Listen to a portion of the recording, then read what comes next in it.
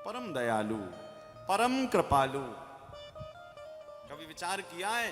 मैं हर कथा में कहता हूं, जिनकी जटाओं में गंगा जी बह रही हैं और उन्हीं शिव को सबसे ज्यादा यदि प्रिय है तो हमारे द्वारा एक लोटा जल।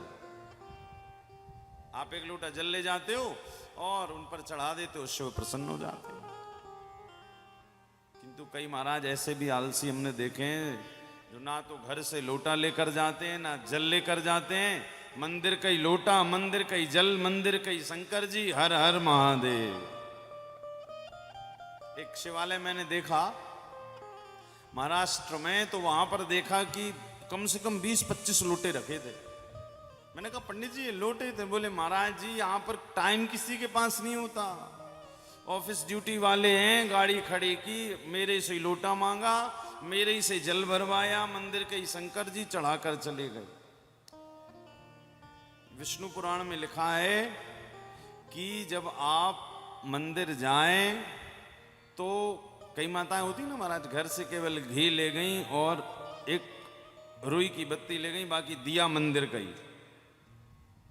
तो आपको पुण्य थोड़ी मिलता है, दिया जिसका होगा पुण्य उसके खाते में जाएगा, भले दिया आप लगा रही हैं। लोटा मंदिर का, जल मंदिर का, शंकर जी मंदिर के, तो पुण्य भी मंदिर को ही मिलेगा, आपको थोड़ी मिलेगा। इसी कारण कहते जब जल चढ़ाने जाएं शिव को, लगभग इसी कारण देखिए जीवन में पितृदोष और वास्तु दोष की निवृत्ति चाहते हो तो कम से कम घर का ही जल आप प्रयास करिए कि शंकर जी तक, मंदिर तक पहुंचे और उन पे चढ़ाया जाए। क्योंकि पितरों के देवता और वास्तु के देवता ये भगवान शिव ही हैं।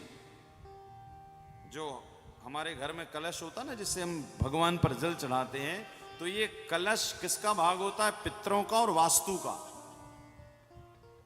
आपने देखा पहले लोग कहीं भी कुछ बना लेते थे, कहीं भी घर बना लेते थे, कहीं भी महाराज रसोई बना, ना तो उन्हें वास्तु दोष ना पितृ। क्यों?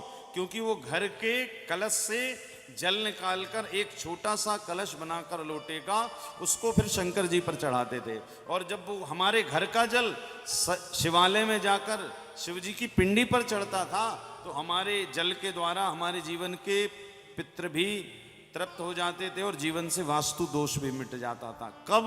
जब जल आपके घर से जाता था। जब जल चढ़ाते हो ना आप शंकर जी पर, कहते ना भैया पितरों को पानी देते, तो पितरों के देवता शिव, आपने शिव पर जल चढ़ाया तो यूं समझो कि पितरों पर जल चढ़ा दिया, पितृदेव प्रसन्न हो गए। किंतु जल आपके घर का होना चाहिए, फिर कोई पितृदोष नहीं, कोई वास्तु दोष नहीं।